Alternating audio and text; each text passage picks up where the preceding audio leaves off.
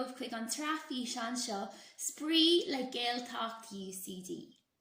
Sa sra seo ba réimse lehan gníomhaíochtaí á dhéanamh againn atá oscailge agus atá an tanamhach fad. Sa físean seo tá méid chun blaise bheag a thuairtíomh den cinál gníomhaíochtaí a bhaid á dhéanamh againn. Tá súlagam go mbainní sibh tanamhas.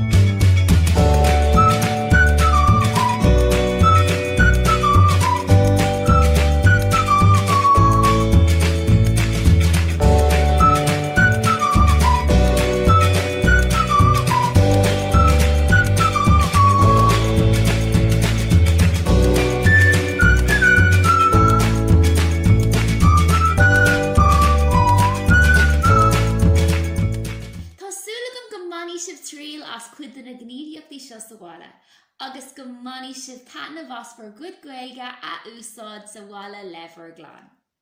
Slán go fógachtainna!